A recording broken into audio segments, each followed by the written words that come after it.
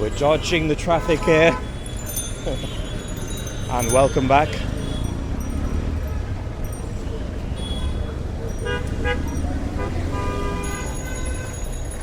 Almost getting run down again. Right, we're walking through another part of Uttara, and we are on our way to a shop called Aarong, which deals in high quality goods, crafts, and the beauty of them is that they employ local people and craftsmen and pay them a fair wage. So I'm led to believe. I don't think we'll be able to film inside, but we'll get up to the entrance and I'll show you what I can. But in the meantime, just enjoy the sights and sounds as we walk through. Which sector is this, Akash? Sector 4. We're in sector 4 of Uttara. We're in sector 3 of Uttara, on the north side of Dhaka in Bangladesh. So it's just after 12:30, after high noon, so the heat is a bit more overbearing. We're going to the shade now, onto the footpath, to clear ourselves from the danger of the traffic. Oh, it's lovely and cool here. You can feel a very, very light breeze. And it's still World Cup fever, of course. I think we're about a third of the way through the tournament.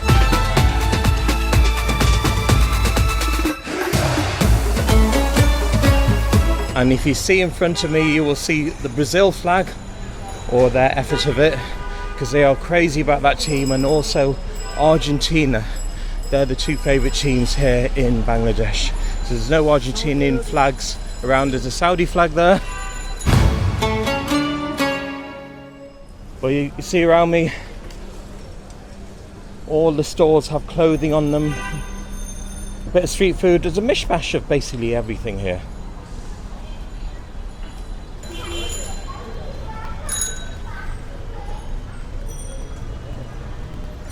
And if you're expecting guests, they have a teapot or two at this stall. Akash! So I get a closer look at this Bangladesh flag. How much did he say it was? 150, 350. Okay, I'll take it. So we've made it to the famous Aarong store, and we shall now venture inside and see what goodies they have to offer. So managed to sneak the camera in. You're a naughty boy! They didn't say much about it, so we're in the craft section. So in case any of the staff members say anything, I'll just give you a quick glance of what they have to offer. They've got all sorts, and they are pretty good quality stuff as well. At least they have you warned here in case of emergency. And there's some information about Aarong here, so pause it at your will, do the usual, read it in your own time.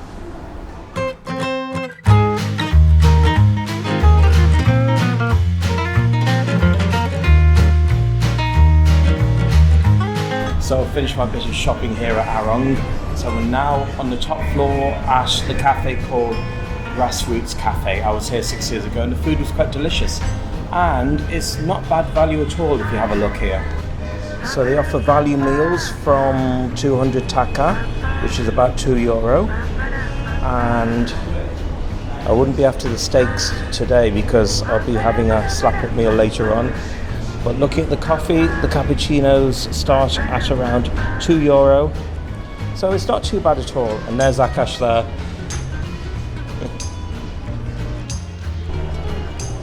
Now that is looking good. So it's a beef and cheese club sandwich with some fries on top, and it seems to be some egg in it too. So let's have a taste of it.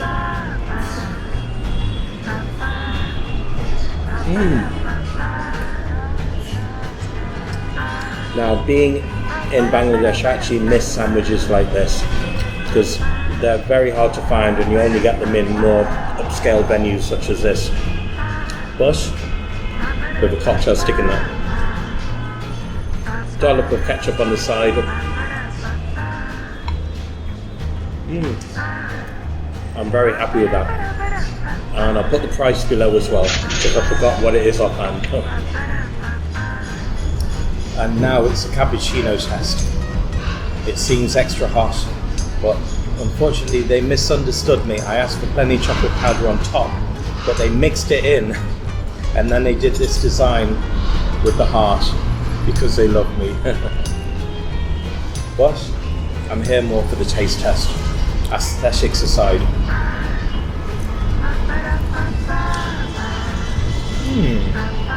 Now, I've got to drink a bit more before I give you the final result.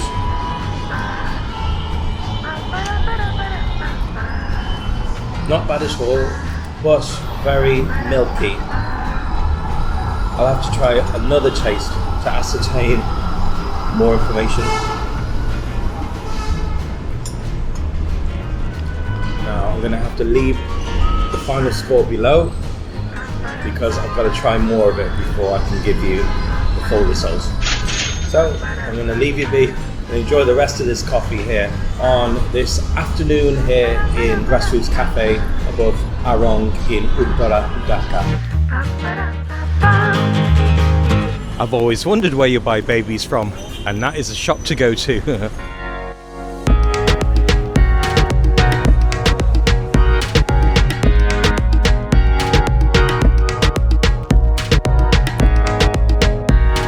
So I visited this tailor, you see the details, and they've done a brilliant job fixing my pocket here. I'm very happy with that. So on one pair of trousers, and also on the other one, because I was looking a bit like a tramp wearing them.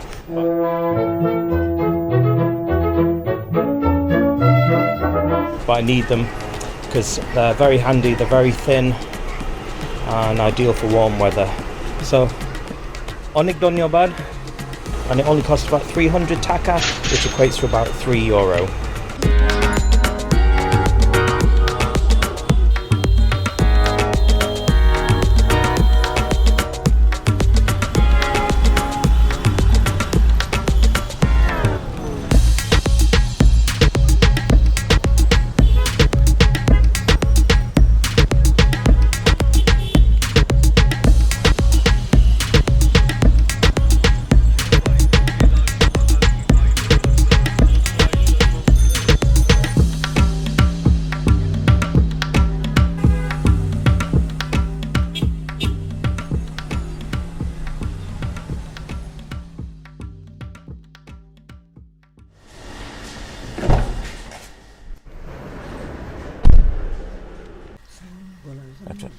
Onik donyobad Akash. Thank you.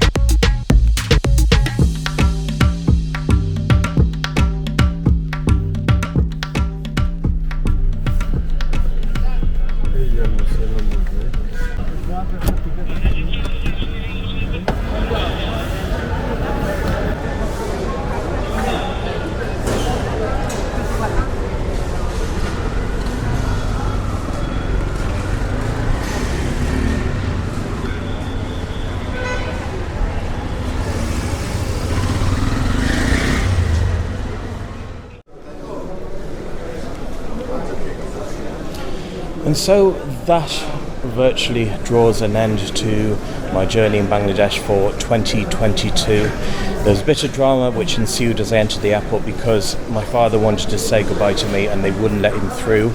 So I had to go through by myself through security. But after a phone call or two my father made, they contacted the people in charge and they let him in. So I got to see him for the final time to say farewell just before I went through passport control and that. So now I'm in the duty free, and this section here, as you can see, it has been built since I was last here almost 6 years ago, and it looks so modern, looks pretty amazing, very clean as well, and much more spacious, so much more so than it used to be. And they have all kinds of stuff here as well. So I might try something. This is the mini lounge in the airport, which is dedicated to the father of Bangladesh, Sheikh Mujibur Rahman. So I think you can go in there, read some books about him, and there's something on the screen as well. I can see some Emirates flight crew there in front of me. So I might grab myself a coffee. The flight is due to leave in just under 2 hours. It will go to Sylhet first and then make its way to Manchester. So I guess you can call this breakfast because I just got myself a bite to eat there. Chicken and mushroom pie and a coffee there. So the pie was 100 taka and the coffee was 30 taka.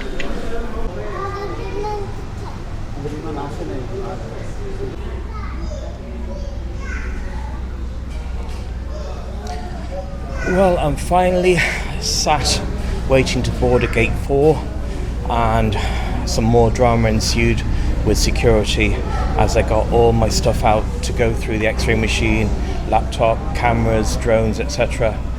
And they stopped me and made me get my drone out and asked me questions about it, almost like the third degree. They were still pleasant enough about it, and they said the drone was not allowed on board in the cabin. And that's the first I've heard of anything like that, because you can't put it into check-in because of the LiPo batteries. And so I just grinned and bared it. They called the supervisor came out, checked it all over, asked all about me. He was trying to suss out whether I posed a security risk or not. Asked me my address in Bangladesh, checked my passport, and I had this camera with me and I showed it him saying that I'm vlogging my journey. I was visiting relatives and special places around the country. I said, you can check my YouTube channel. He got my memory card out. He thought that it was quite a large capacity card, which is only 256 meg, and he asked if he could keep it. I said, no, not a chance, because they're expensive, they're high speed. And I said, you can look at the images on it. There's no images. And he asked me what I did with the images. I said I uploaded them to the cloud for safety reasons. So he had no choice but to accept that, because my images are private.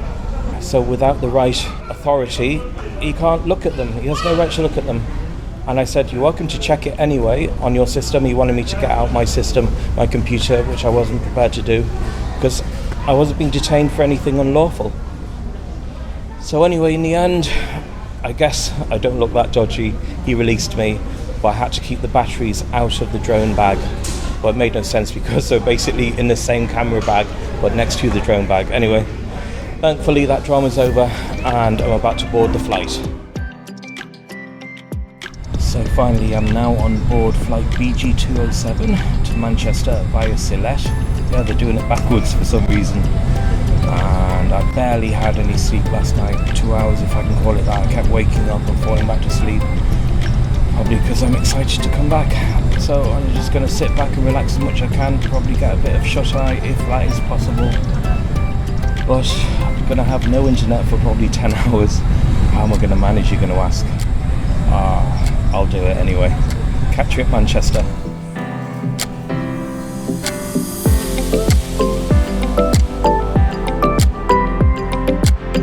Finally coming off the plane at Manchester.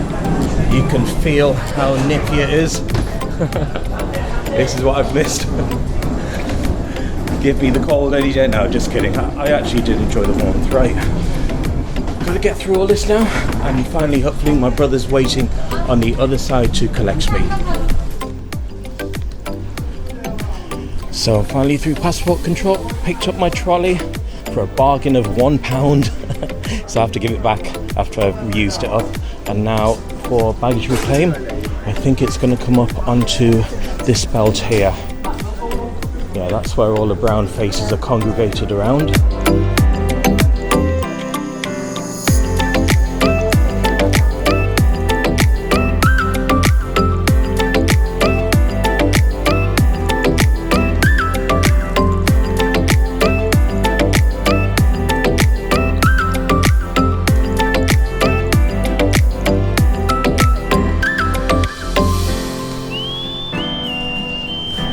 And after a wait of over half an hour for the baggage reclaim, we have a nothing to declare going through the green channel and into the arrival section of Manchester Airport.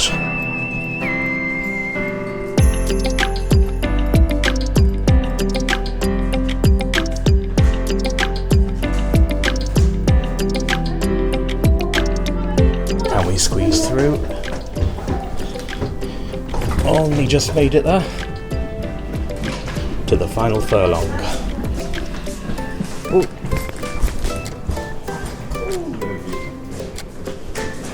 Watch out for the child there.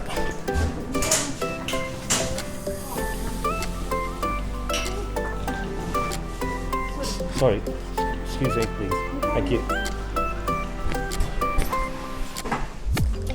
And here's the final exit to freedom. And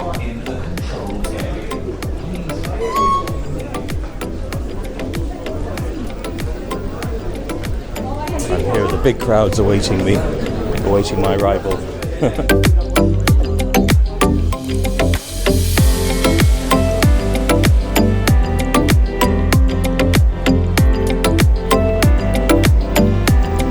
Going to the outdoors now.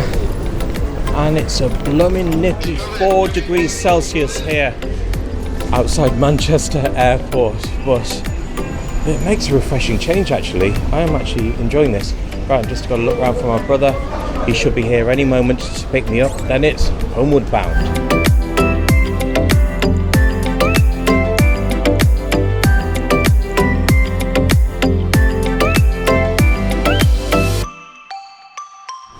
So I finished my bit of shopping in Aarong and we're now on the roof, on the top floor at, I forgot the name of the place,